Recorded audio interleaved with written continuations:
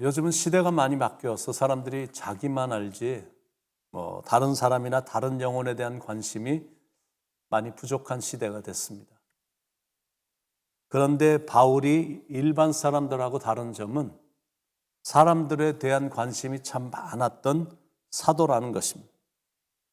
성령님의 지시를 받아 마게도냐에 도착한 바울은 루디아라는 회심자를 얻었고, 루디아의 온 집이 세례를 받으면서 산뜻하게 전도 여행이 시작이 됐고, 유럽의 첫 개척교회인 빌립보 교회가 자주장사였던 루디아의 가정에서부터 시작이 된 겁니다.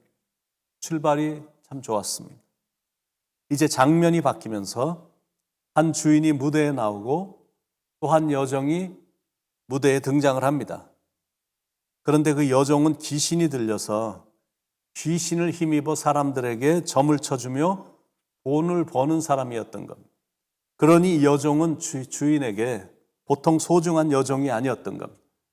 그런데 바울이 예수 그리스도의 이름으로 점치는 여종에게 붙은 귀신을 쫓아내자 주인이 화가 나서 바울과 실라를 관에 끌고 가 그들이 성을 요란케 한다고 거짓 고소를 하므로 졸지에 바울과 실라가 감옥에 들어가게 된 겁니다. 이 일로 인해 바울과 실라는 무수히 심하게 매를 맞았습니다.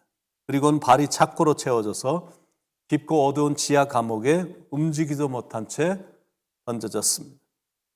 그런데 바울과 실라는 그 밤에 찬양과 기도로 밤을 지새웠고 감옥 안에 있는 영혼들을 구했습니다. 그러니까 이 모습이 이 시대를 살아가고 있는 우리에게 주시는 도전입니다. 어떻게 하면 우리도 그런 사명을 감당할 수 있을까? 이렇게 하면 됩니다. 할 수만 있다면 깊은 곳으로 가는 겁니다. 예수님께서 밤새 헛수고한 베드로에게 깊은 곳에 가서 그물을 내리라고 말씀을 하셨죠. 평생 어부였던 베드로에게는 전혀 납득이 안 가는 명령이었지만 베드로는 말씀에 의지하여 깊은 곳으로 갔습니다. 바울과 실라도 위험을 무릅쓰고 깊은 곳인 감옥으로 들어간 겁니다. 실은 바울은 로마 시민권을 갖고 있었기 때문에 자신이 고소를 당했을 때 정식 재판을 청구할 수 있었습니다. 그러면 매도 안 맞고 감옥에도 안 갈 수 있습니다. 그 사실을 바울이 간수를 구원시킨 후에 37절에서 이렇게 밝히죠. 바울이 이르되 로마 사람인 우리를 죄도 정하지 아니하고 공중 앞에서 때리고 오게 가두었다가 이제는 가만히 내보내고자 하느냐 아니라 그들이 친히 와서 우리를 데리고 나가야 하리라 한데, 지금 그런 얘기 해주는 겁니다. 나 실은 이런 과정 다 지나지 않아도 돼. 그리고 감옥 올 필요도 없었는데 내가 감옥에 온 거야. 그리고 설명을 해주는 거. 그랬더니 로마 관원들의 반응을 보시기 바랍니다. 38절에 부하들이 이 말을 상관들에게 보고하니 그들이 로마 사람이라 하는 말을 듣고 두려워요. 이 정도로 대단한 파워가 로마 시민권자의 파워인데, 그런데 왜 바울은 그 사실을 말하지 않고 잠잠히 있었을까? 그건 깊은 곳에 들어가 영혼들을 구하고 싶었기 때문입니다. 그래서 그 사실을 밝히지 않은 거고 고난도 달게 받은 겁니다. 인간적으로 보면 완전히 사서 고생을 하는 겁니다. 그러나 바울은 사서 고생을 하더라도 사람 낚는 어부가 되기 위해 깊은 곳으로 자청해서 들어갔습니다.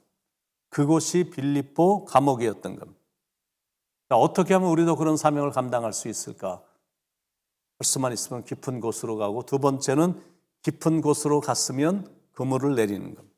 25절에 보니까 한밤중에 바울과 실라가 기도하고 하나님을 찬송하며 죄수들이 듣더라. 한밤중에 바울과 실라가 하나님을 찬송하며 기도했습니다.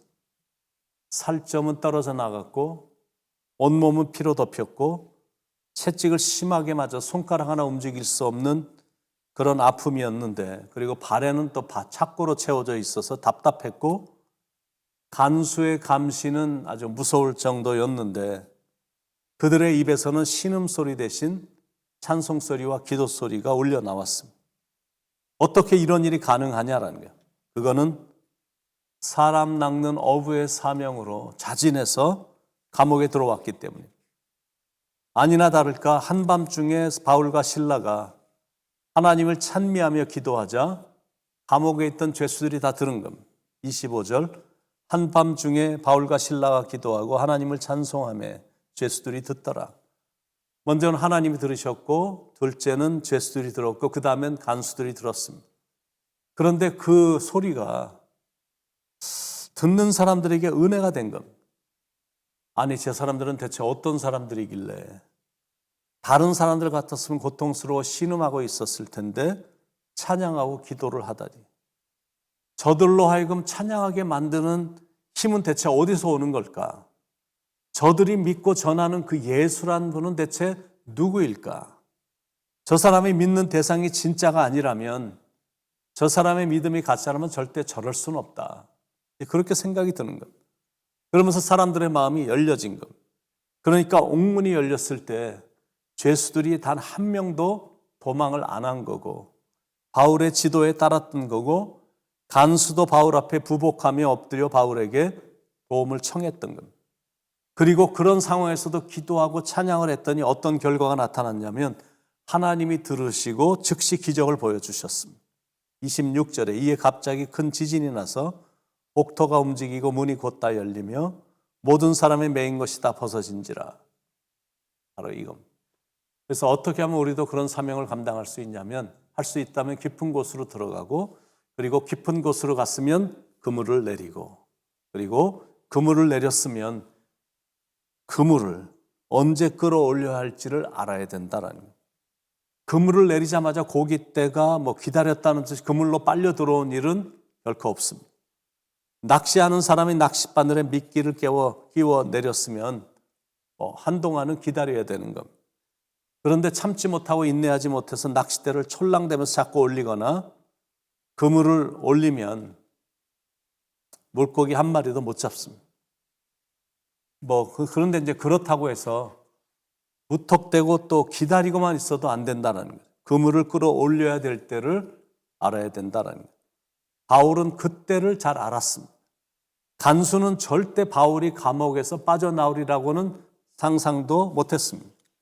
거의 시체가 될 정도로 채찍을 맞았고 발은 착고에 채워졌고 그러니까 그런 몸으로 타로 한다라는 것은 그동안의 경험상 절대로 있을 수 없는 일이었습니다. 그래서 그 밤에 간수는 참 편안한 마음으로 잠에 빠진 겁니다. 그런데 갑자기 옥토가 요동을 해서 눈을 떠보니까 옥 안에 있어야 될 죄수들이 안 보이는 겁니다. 그 광경을 보자 간수는 자기 인생은 이제 끝났다라는 생각이 들어서 성급히 자결을 시도하려고 했습니다. 그때 바울이 크게 소리치며 가로막았습니다. 27절, 28절 간수가 자다가 옥문들이 열린 것을 보고 죄수들이 도망한 줄 생각하고 칼을 빼어 자결하려 하거늘 바울이 크게 소리질러 이르되 내 몸을 상하지 말라 우리가 다 여기 있노라 하니 죽어야 할 이유 없다라는 겁니다. 왜냐하면 눈을 들어서 주위를 둘러보니까 진짜 도망간 사람이 아무도 없는 겁니다. 그 모습에 간수가 은혜를 받고는 바울과 실라 앞에 부복을 합니다. 참 감동적인 장면입니다. 29절에 간수가 등불을 달라고 하며 뛰어들어가 무서워 떨며 바울과 실라 앞에 엎드리고 그러면서 바울 앞에 이렇게 질문을 하죠. 30절 선생들이여 내가 어떻게 하여야 구원을 받으리이까 하거늘 그 질문에 사도 바울은 당신은 할 게 없다라고 설명을 해주죠. 무엇을 하여야 어떻게 해야 이런 거 없다라는 것. 구원받는 조건은 행동이 아니라 믿음이기 때문에. 그때 바울이 한 말이죠. 31절 이르되 주 예수를 믿으라. 그리하면 너와 내 집이 구원을 받으리라 하고 그 말을 들은 간수는 즉시 예수님을 믿기로 작정을 했습니다. 그날 이후로 간수는 변했습니다. 그 한 사람이 변하자 그의 온 집이 다 세례를 받고 구원을 받게 됐고 구원을 받으니까 온 집안에 기쁨이 넘쳤습니다. 32절로 34절 주의 말씀을 그 사람과 그 집에 있는 모든 사람에게 전하더라.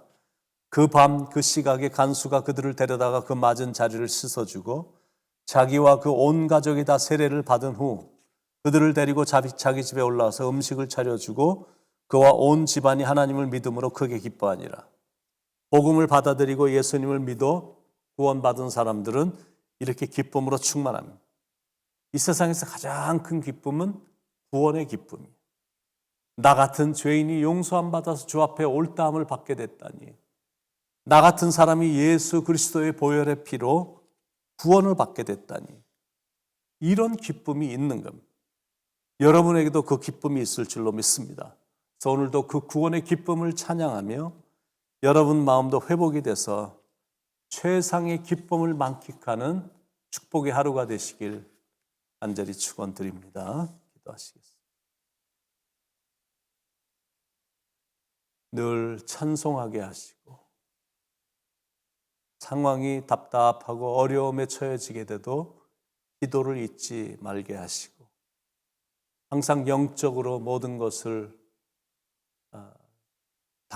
감당하고 처리하고 그 능력으로 또 이겨나가는 바울과 실라가 감옥에서 했던 것처럼 그런 영적인 준비된 모습으로 살아 많은 사람들을 감동을 주게 만드는, 그래서 그들의 마음이 열려 예수님도 영접하게 만들고 예수님을 구세주로 모시게 만들어주는, 그래서 구원의 기쁨을 찬양하게 만들어주는 그런 사명을 감당하는 사람들이 되도록 인도해 주시옵소서. 오늘도 말씀해 주셔서 참 감사합니다. 말씀에 의지하여 그물을 깊은 곳으로 던지는 그런 신앙인의 길을 꾸준히 잘 걸어가도록 인도해 주시옵소서. 예수님의 이름으로 간절히 기도드립니다. 아멘.